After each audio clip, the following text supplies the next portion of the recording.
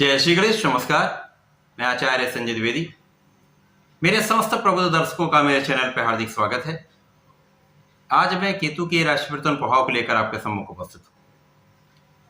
9 ग्रहों में राहु और केतु ऐसे ग्रह हैं जो सर्वाधिक शक्तिशाली, सर्वाधिक तीक्ष्ण प्रभाव होता है। कलयुग के राजा राहु को कहा जाता है। राहु केतु एक ही शरीर के दो भाग हैं। यहाँ पर सिर के भाग को राहु कहते हैं तथा धड़ के भाग को केतु कहते हैं।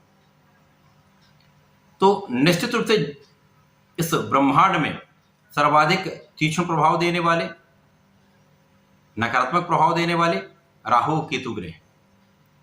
परंतु कुंडली में यदि ये अच्छी अवस्था में होते हैं, एक अच्छे भाव में होते हैं, तो ये सर्वाधिक शुभ प्रभाव भी देते हैं।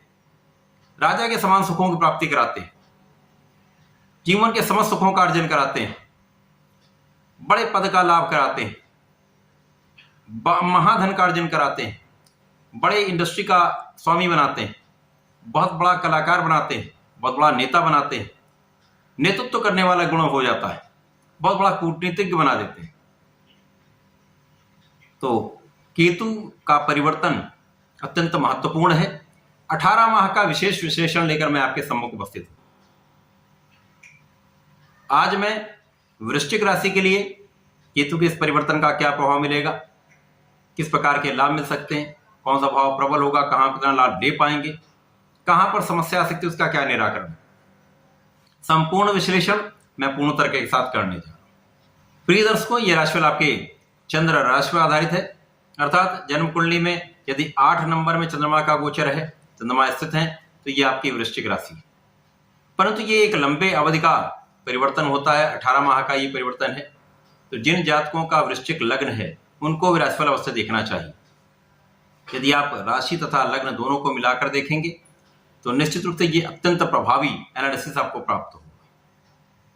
प्रिय दर्शकों, यदि अभी तक आपने चैनल को सब्सक्राइब नहीं किया है, अति शीघ्र सब्सक्राइब कर लें, बेल आइकन को प्रेस कर दें, नोटिफिकेशन को ऑल पर क्लिक कर दें, जिससे ये अति शीघ्र आपको प्राप्त हो सके।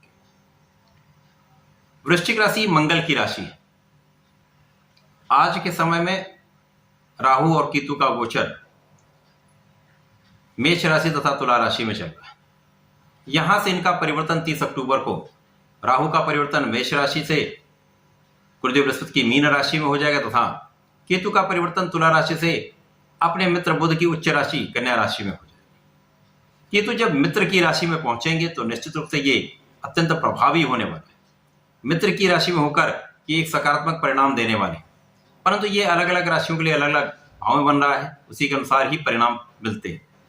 वृश्चिक राशि मंगल की राशि है। मंगल तथा केतु अथवा राहु का प्रभाव सदा ही कष्टकारी होता है, समस्या कारक होता है, अंगारक दोष बनता है, जिसके कारण ये विध्वंसकारी होता है।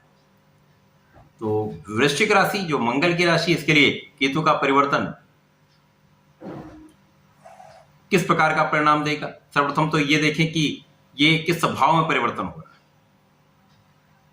केतु का परिवर्तन वृश्चिक राशि के लिए एकादश भाव में हो रहा है। अब जैसा ज्योतिष शास्त्र का नियम है कि लाभ भाव अर्थात एकादश भाव, जहां पर समस्त ग्रह चाहे वो कितना भी क्रूर हो, अच्छा परिणाम प्राप्त कराता है, अधिकतम सकारात्मक परिणाम प्राप्त होते हैं। अब यहां पर केतु जब पहुंचेंगे तो निश्चित रूप से लाभ की वृद्धि कराने वाला होगा, आय को बढ़ाने वाला होगा। केतु को मंगल के समभाव में कहा जाए। राहु नकारात्मक हो सकते हैं क्योंकि राहु और केतु एक दूसरे से 180 डिग्री पर होते हैं, एक दूसरे के विपरीत होते हैं। जब दोनों विपरीत होंगे तो इनका फल भी उसी के अनुसार प्राप्त होगा। यदि राहु नकारात्मक प्रभाव दे रहे हैं तो केतु का परिणाम कुछ सकारात्मक हो सकता है, परंतु दोनों में विषाक्तता है, नेगेटिविटी, तो कुछ नकारात्मक परिणाम भी प्राप्त होते हैं।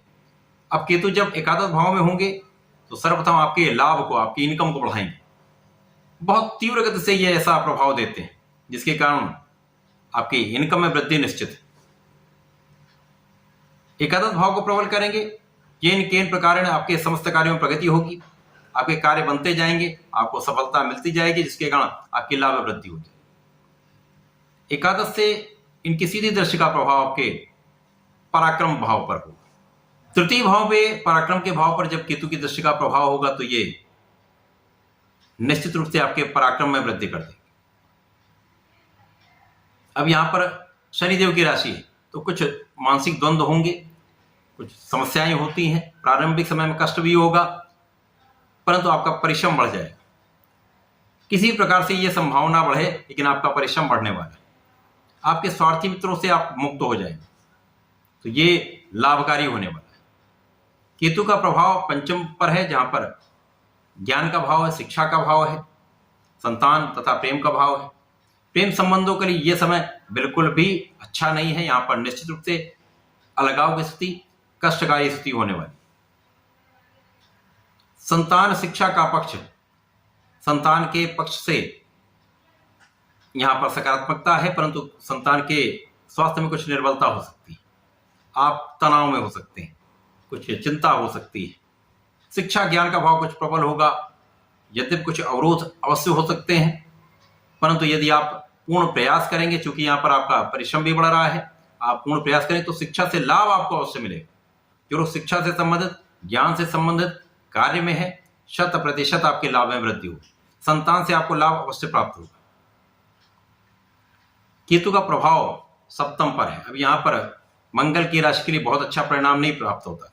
लाभ वृद्धि हो रही, परिश्रम आपका बढ़ रहा है, परंतु यहां पर जीवन साथी के साथ आपको सामंजस्य बनाना होगा। यहां पर जीवन साथी से दूरी हो सकती है, मानसिक क्लेश हो सकते हैं, समस्याएं हो सकती हैं, पार्टनरशिप में कुछ समस्या हो सकती है। यद्यपि यहां पर सोच विचार कर कुछ निर्णय लेंगे, सामंजस्य बनाने का प्रयास करेंगे, तो ये उतार चढ़ाव के साथ काम चलता रहे। जीवन साथी के साथ सामंजस्य पूर्ण रूप से आप बनाना होगा। यहाँ पर समस्या है, इन समस्याओं से पार पाने के लिए आपको नियमित रूप से भगवान संकट मोचन की शरण में रहना चाहिए, भगवान गणपति महाराज की शरण में रहना चाहिए।